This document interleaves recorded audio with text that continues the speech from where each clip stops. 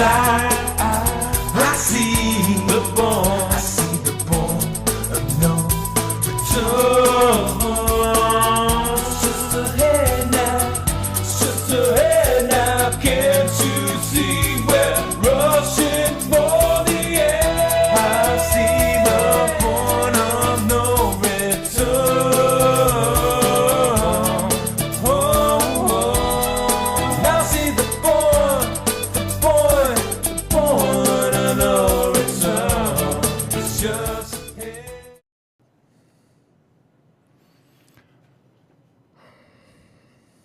Well, good evening. It's Monday again, March 3rd, 2014.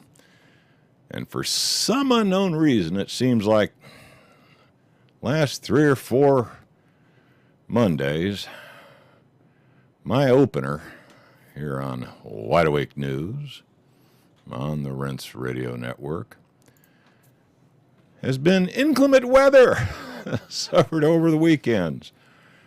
Hey, don't panic. We are in March, comes in like a lion, goes out like a lamb. Spring is right around the corner. But yeah, we got another chilly one over the weekend here on the East Coast. I am just a little bit south of Washington, D.C., in the area where some of the heaviest snowfall was supposed to have occurred. You can see in this map here, that blue blob right over my shoulder for those who are watching the video feed on this. Right smack dab Washington, D.C., they were telling us we were going to get somewhere between 6 and 12 inches of snow. Well, I didn't actually go out there with my tape ruler and measure it, but looks to me like we got about 4, maybe 5 inches. It was, for our area. Now, you have to understand, I'm in Northern Virginia. This is supposed to be the South.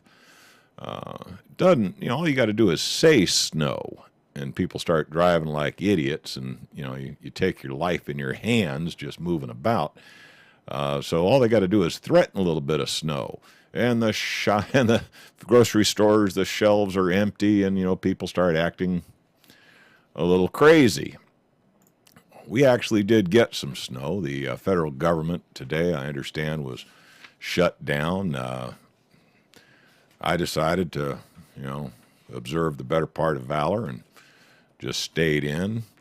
So, we'll just have to see how things go tomorrow. Hopefully, most of the East Coast will be back to normal by tomorrow. But yeah, another weekend of inclement weather in the news. It is what it is. It's called winter. Come springtime, when the snow starts melting, we'll have Al Gore out there telling you how, this global warming is happening, and, you got to pay him some money to solve all the problems of global warming. So don't worry about it. More things change, the more they stay the same. Tell you what, though, this was an interesting little blurb once again for the folks on who are watching this on YouTube or watching this on my live Justin TV feed. This poor reporter was out reporting on the snow in Philadelphia, and a snowplow came by and absolutely buried him. Talk about adding insult to injury. You're out there doing your job, minding your own business, and a snowplow comes along and buries you. It happens. Well, I guess the big news, according to corporate media this past week, was some little golden guy called Oscar. Now, all right. So I am a media whore, and I'm going to cash in like everybody else, Oscars, yeah, that was big news. That was all anybody could talk about. Now, I looked down the list of the contestants for Best Picture. There was something called 12 Years a Slave. I don't know. I didn't see that one, so I just don't know. It seemed to me like another one of these, white guilt things. I've seen enough of those over the years. I personally did not own any slaves, so had a hard time identifying with any of the messages they were trying to put out. But I understand it was a pretty well-produced film. A lot of the critics liked it, although I understand it did not do very well at the box office. A movie called American Hustle. Here again, you know, I didn't see it, you know. What can I say? I don't know about that one. A movie, Captain Phillips. Now, that one I did see, and I found it to be entertaining. You know, it was a pretty good film, you know. And it was based on real-life events. I'm sure it was, you know, Hollywooded up a bit, you know, to make it more appealing to the average audience. But Dallas Buyers Club, you know, I didn't see that one. Don't know, but apparently it was in the running. I understand the basic storyline is, you know, some fella who was not a very likable fella found himself with AIDS and, you know, worked a way to get drugs up from Mexico that he assumed were going to solve his problems. A lot of the critics like that film. I understand it did not do real well at the box office. It was really kind of a stinker as far as box office goes, but hey, it was in the running for Best Picture. A movie called Gravity. Now, that one I did see, and to be honest with you, I rather enjoyed it. It was a good film, mainly because it was one of these, you know, action-adventure type things where, you know, you were on the edge of your seat the whole time trying to figure out whether this skinny brunette was going to make it back from outer space, because it seemed like every minute she was just going to get whacked by something or another. So it was it was one of those edge of the seat thrillers. You knew she was going to make it back, but I'll tell you, when you're watching that movie, just whoa, oh, I just know she's going to get creamed by that hunk of junk flying. You know, it was an entertaining film. I'm not a big fan of Sandra Bullock or what's his name, Clooney, that starred in it. I'm not, you know, but hey, it was an entertaining film that had some great special effects. So you got to give that one credit where credit's due. And something called Her. I did see it. Frankly, it was kind of You know, what can I say? Nebraska, another one. You know, I saw it. It was okay. I can't imagine why it was in the running for Academy Award. Philomena, British film. You know, I didn't see that one. I watched the trailer to it. Didn't really appeal to me. The Wolf of Wall Street. You know. So, you know, out of all these movies that were in the running for Best Picture, I saw 3 of them. One of them I thought was really, really good. One of them I thought was better than average. The other one that I saw I thought was really kind of a stinker. And it leaves me wondering how some of these films got in the running. But, you know, I am just an old country boy with straw for brains, and, you know, I have no idea what all goes on behind the scenes to get a film nominated for Best Picture. The one that won was this 12 Years a Slave. Had Brad Pitt in it. I think it was directed by a guy named Steve McQueen, not the Steve McQueen I remember, some other fella. I guess now that it's won Best Picture, I guess I'll have to break down and watch it, although, frankly, I do get rather annoyed with, oh, well, you know, I guess I'll have to see it, see if it really lives up to its reputation. Of the ones that were in the running, if you can get it on DVD or watch it on your Hulu or whatever for cheap, Gravity's entertaining. Captain Phillips is a good story that's loosely based on reality. Her, you know, chick flick. It's all right. I mean, if you want to take your wife or girlfriend to see something, some kind of a tearjerker, take her to see the movie Her. It's not so bad. The rest of them, what can I say?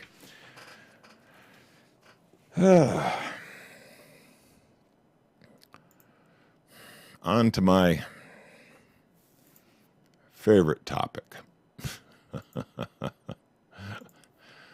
Yeah, anybody who's watched my news coverage knows that I just love Obamacare.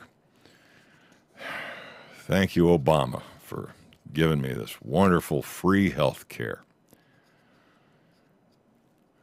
This one out of National Review. A fellow named Andrew Johnson published this just this morning at National Review. 1/3 of Americans, one third of Americans say the Affordable Health Care Act has had a negative impact on them personally, while 14% say the law has helped them. Interesting. This according to a Rasmussen survey. Polls, depending on how the questions are asked, you can get a poll to give you just about any kind of statistics you want. So, you got to kind of take these polls with a grain of salt. But of course, I'm going to use a poll that comes up with the opinions that I agree with exactly the way they do it on the corporate media. You better believe it. When the corporate media needs to support one of their pet arguments, they will contract specifically to get a poll result that they wish to have. Bottom line is, right now, it looks like a little more than 1% of the population of the United States has actually put their money where the Obamacare meets the road. About 3 million at last count. I'm not sure when they might release some new numbers. Those numbers are from about, December of last year, or January, late December, early January. It looked like about 3 million had signed up. I'm not sure if a whole lot more signed up in the last 30 days. But so far, the response to Obamacare has been, shall we say, weak. Rasmussen finds that more people say they have a very unfavorable opinion of the law than have a favorable opinion of it. Okay. 41% of respondents say they have a very unfavorable opinion. 40%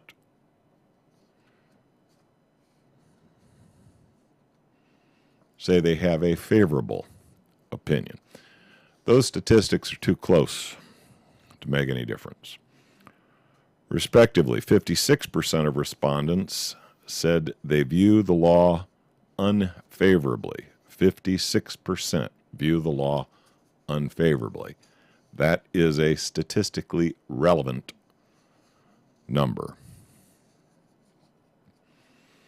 Of the 40% who have a favorable opinion, only 16% view it very favorably. Bottom line is, of the 40% who said the law was okay,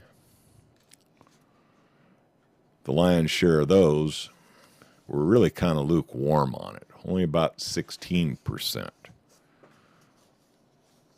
saw the law as being very favorable.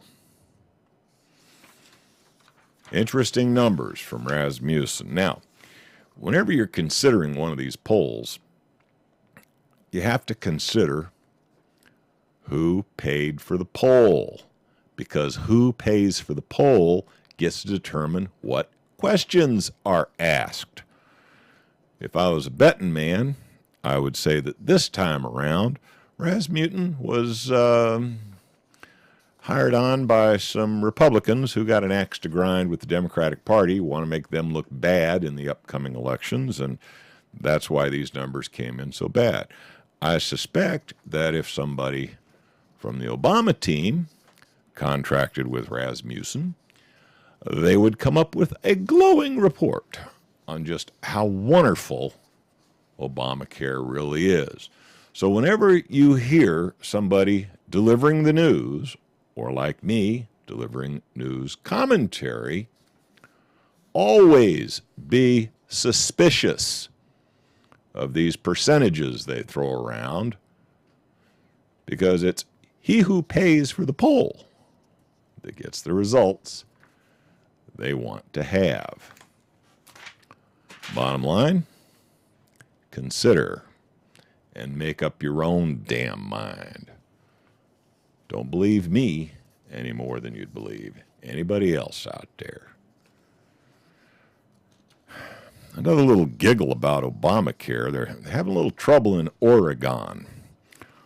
Oregon state officials decided that they were going to provide a pregnancy program for illegal aliens. Yeah, jump over the border, have your baby in Oregon, that gives you your anchor baby, and yeah, whatever. Okay, well, they made a slight mistake. This report out of Oregon Live, let's see, a fellow named Nick Budnick reported this. Nearly 4,000 applicants for a state program that provides undocumented immigrants, not law-breaking, border-jumping criminals with no respect for our immigration laws. No, they're called undocumented immigrants. But the state provides undocumented immigrants with pregnancy services. Instead, they were enrolled in the full Oregon health plan coverage, which is, of course, their exchange for Obamacare. State officials say they discovered the problem several weeks ago and are working to correct it. The program, the pregnancy program goof, however, is just one of many little-known problems that Oregon health plan members, providers, care groups, state officials have wrestled with as Oregon's system for enrolling people undergoes chaotic change.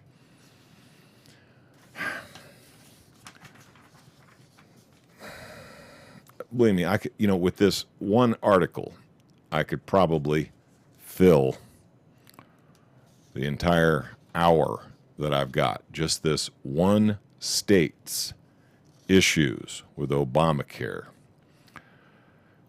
Here's one little ditty from Oregon. 2/3 of Cover Oregon's enrollments, more than 70,000, have gone into the low-income Oregon Health Plan, the state's version of Medicaid. Combined with other enrollments since October 1st, OHP membership has swelled by more than 200,000, or about a third. Many of those enrollments, however, have not gone so smoothly.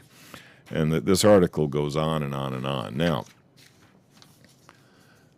I can't read you the whole article because, frankly, I just don't have time. I'm coming up on my break here in about 2 minutes.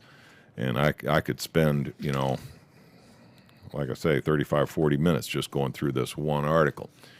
But all the articles that I use as the source for my commentary are linked in my blog at smartscarecrow.com. Just find the blog entry for March 3rd, 2014, and you can find a link to this article, which is headlined, Cover Oregon Health Insurance Exchange Fiasco Spawns Problems for Low-Income Oregonians.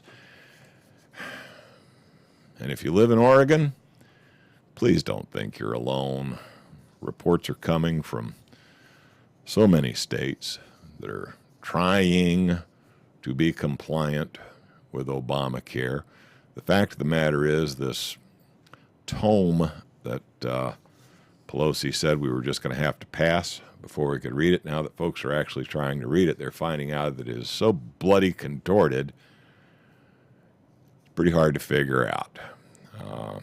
And if you're one of the people out there who have been negatively impacted by Obamacare, I wish there was something I could say to make it easier for you. The only thing I can tell you is you ain't alone. I'm in that boat too.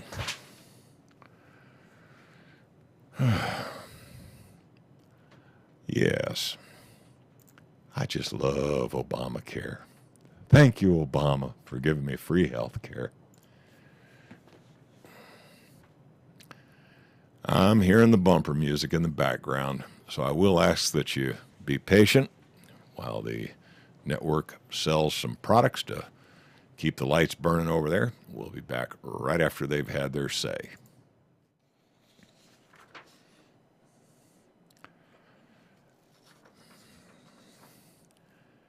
It looks like there's a lot going on in Ukraine right now. And I tell you, this one, obviously, I kind of like my news commentaries to be a little bit on the light side, because I figure you got to deal with enough negativity in your life that I should try and bring you a little bit of relief. But it's hard to find anything funny about what's going on in Ukraine. Between the 18th and 20th of February, there were 82 people gunned down in Kiev. That's the capital of Ukraine, by Ukrainian security forces. Now, I know 82 people, that's a lot, okay? And it's hard to make light of that. But on the flip side, you have to understand that the security forces were provoked. Apparently there were snipers picking off the riot police and security forces that were trying to keep the unrest at least somewhat under control. I think most observers of the Ukrainian situation would have to give the riot police and what they're referring to as security forces high marks for being very restrained right up until the point where snipers started gunning them down. Now, nobody has yet been able to point a finger directly at who these snipers might have been, although I've heard many rumors, Israel. And it's even harder to imagine why. You can imagine. On the 22nd of February, the elected head poobah of Ukraine was deposed. And he's a fellow named Yanukovych. And please, I probably just tore his name up. Sorry, did the best I could. He's apparently run away to Russia. Now, by all indications, this guy was not a nice man. He was definitely living high on the hog off of whatever revenue he was able to snag from the Ukrainians. he was pretty much backed by Russian oligarchies, if you will. I mean, he was basically in the pocket of the Russians. And again, when you have guys like Bush and Obama and Clinton and Bush, and you just keep going back, it's real hard to point to this particular guy and say he's greedier or even more of a jerk than some who are a little closer to home. But no question about it, he was not a nice man, and it appears that, he's now been turned out. On the 23rd of February, the Ukrainian parliament selected Alexander Turchinov as the interim president. Now, the interesting thing is the fellows who are now coming into power in Ukraine are folks that, seem to be, close to American and EU interests. The lady in the center there, that's our ambassador to Ukraine, the one that was taped recently talking trash about the EU. We won't get into a whole lot of that. Again, I'm showing pictures over my shoulder for those on the listening to this on the radio can't see the pictures. And over her shoulder to the left there is one of our favorite fellas, and of course John McCain, the senator from Tel Aviv, has visited the Ukraine and apparently also endorses this same fella. And of course, now it looks like this fella might be the one to be in charge of Ukraine. Now, what it appears is happening in Ukraine is that the Russian oligarchs are being pushed aside in favor of a group of thieves who are backed by oligarchs who are in favor of the European Union. It's very difficult to tell. I hear so many stories about the folks who are doing these protests in Ukraine, the ones who wish to dissolve the current power structure. I keep hearing that they're Nazi this and Nazi that and neo-Nazi and of course there's a lot of this Naziing stuff being thrown around.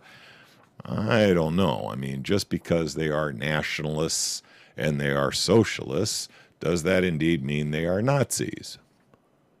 Wait a minute. Let me rephrase that. Yeah, I guess they're Nazis. Okay. What can I say? Nationalist Socialist Party. That's the Nazis. Okay. Well, okay. So the guys who are being backed by, our ambassador to Ukraine and John McCain, who I understand now is the official senator from Tel Aviv, they appear to be fascists. Seems to be a lot of that going around. Now, what I think a lot of them underestimated was that Russia has interests in Ukraine. Their warm water port on the Black Sea is Sevastopol, which is located within Ukraine's territory on the Crimean Peninsula. Now, this is an area that has tremendous strategic importance to Russia. And it's not likely that Russia is just going to go quietly into the night and forget, a slap in the face from the European Union and American interests that would attempt to wrestle the Crimean Peninsula away from Russia. It's all about economic interests. You're not hearing anything about what's going on in Bahrain right now because the U.S. has a fleet stationed in Bahrain, much as the Russians have a fleet stationed on the Crimean Peninsula. And the protests that are going on against the government of Bahrain are not in the news right now because it would reflect badly on American policy in that region. You betcha. I'm hearing the music in the background, so I'm going to ask that you please do stand by for a moment while the network sells some more products, and we'll be back to discuss this a little bit more on the other side. The issue in Ukraine, very complex, especially for an old Southern boy like me with straw for brains. I tell you, it's hard for me to figure out. You keep hoping, the Lone Ranger will come riding in over the prairie and tell the cattlemen and the sheep herders just settle down and quit this fighting and feuding because it looks like one gang of thieves versus another gang of thieves, and it's whose gang of thieves is going to win. Apparently, the United States has decided that the fascists who have been doing all the protesting and have basically chased out the previously elected government, that they are the rightful heirs to the throne in Ukraine. Russia, and here's the thing, okay? Anybody out there who thinks Russia is the good guys in this, think again. I'm not really sure there are any good guys and bad guys in this because, the Russians are being jerks too.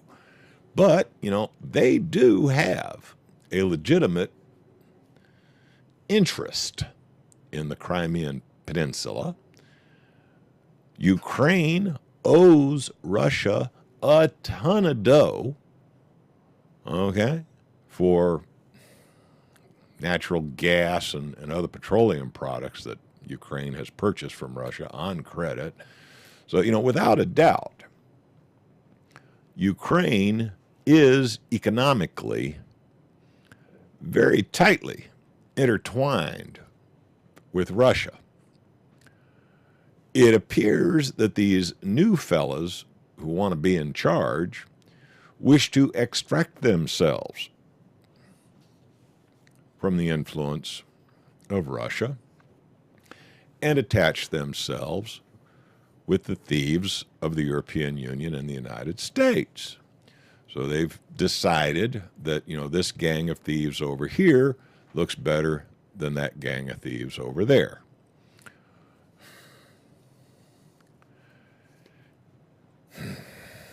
Tensions rise. This is how the Telegraph out of the UK is reporting it. Tensions rise as Vladimir Putin mobilizes all reservists, and U.S. Secretary of State John Kerry flies into Kiev. Ukraine has mobilized for war amid warnings from NATO that Russia's annexation of Crimea threatens peace and security in Europe. Now, I'm not sure how to call that one, okay? The Russians have always been in Crimea, all right? Kind of like we've always been in Bahrain. They have a significant military presence on the Crimean Peninsula, and that is perhaps their most significant warm water port for their navy. They're probably feeling a little bit threatened right now by this move towards ganging up with the European Union. I'm not saying that the Russians are right or wrong in this, but you can understand how they may wish to protect that interest. Kind of like we want to protect our interests in Bahrain. And Lord only knows how many other places in the world where we have a significant military presence.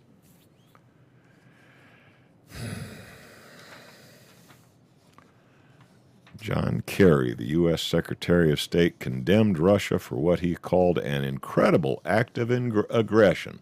That's a little like the pot calling the kettle black, and threatened very serious repercussions. You don't just in the 21st century behave in a 19th century fashion by invading another country on a completely trumped up pretext. Weapons of mass destruction, Iraq, Afghanistan. No. You understand where I'm going with this. Now, it's not like the Russians are the good guys or the bad guys in this. Frankly, we need to consider the Russians and the Chinese as competitors, okay? They are in competition with the United States for markets and global influence. There's no question about it. They are competitors. Now, again, being an old Southern boy, I would like that competition to kind of center around, who's got the best products and, who can satisfy the world's needs. It would be nice if it was kept at the level of business, where we compete with them in a business-like fashion, kind of the way, Ford competes with Chevrolet. It's not like Ford is going to go drop a nuke on Chevy. It's not like Chevy is going to go use, poison gas on Ford. But boy, I'll tell you what, when they're out there in the market, they are competing. It would be real nice if the United States and Russia and China could compete in that manner. Frankly, it'd probably be a better world. If you or I handled our relationships with our neighbors the way the United States and Russia and China handle their foreign affairs, we'd be in jail. Okay? Oh, neighbor's tree branch fell over in my yard. I think I'll blow up his shed.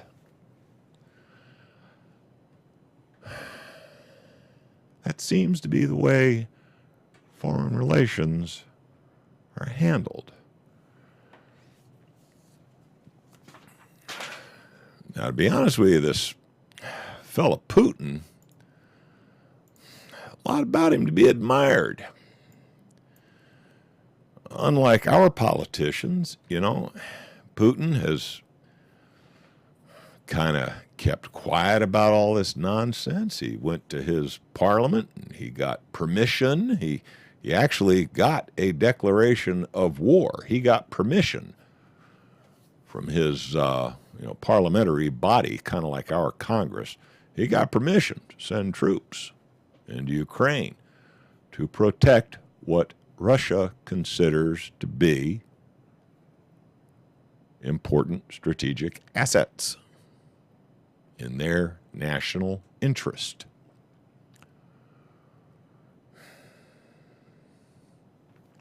A lot's been made about an ultimatum that was given by a Russian naval captain or admiral. I'm not even sure what rank he was. He apparently told a couple of Ukrainian ships that he thought were threatening, hey, you've got 2 hours to surrender your ship. Otherwise, we're going to come over there and kick your butts. Okay. And that was made. Oh, Russia is giving ultimatums to Ukraine. No, the Russian Navy in Crimea considered these 2 Ukrainian ships to be a potential threat. And we're acting in what most would consider self-defense. So far, no blood has been shed in that score. This out of Wall Street Journal.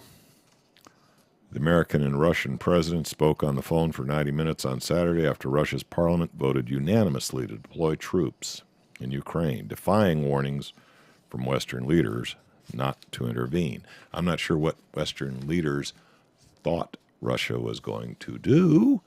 I'm not sure if they thought that Russia was just going to move their navy out of Crimea, and just go quietly into the night. Ain't no way.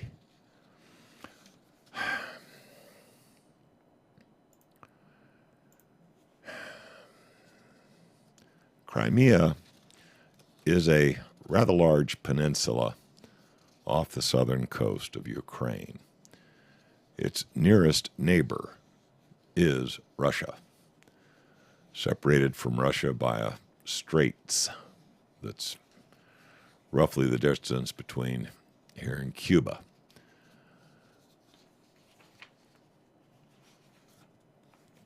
It would be so easy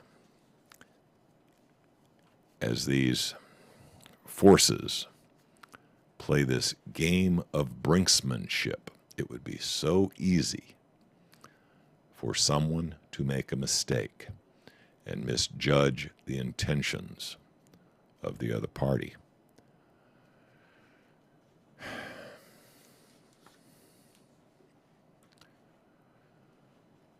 I really, really hope we're not looking at the excuse that will be used for firing up World War III. Because as much as I would like average folks in Ukraine to have something that we here in the United States do not have, which is the freedom to elect a government that truly represents the interests of common folks. You think we've got that here in the United States? Well, they don't have it in Ukraine either. Right now, if you're average Joe in the Ukraine, you're being offered one of two possibilities. You're either going to be ruled by a bunch of criminals out of Russia, or you're going to be ruled by a bunch of criminals out of the EU. Either way, average Joe Ukrainian gets screwed. Kind of like how it is here in the United States.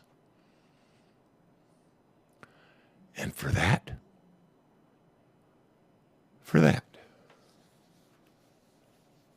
the difference between one gang of thieves and another, we might go to war. Please let cooler heads prevail. All it would take, just a little miscalculation. Somebody moves a chess piece that somebody else takes exception to.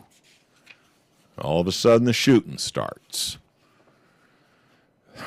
Think about that one and make up your own damn mind. Hey, don't forget the United We Strike Marathon is going to be running all day long this coming Saturday. That's unitedwestrike.com. And until next Monday, this is Gary Hendershot signing off. Y'all take care now.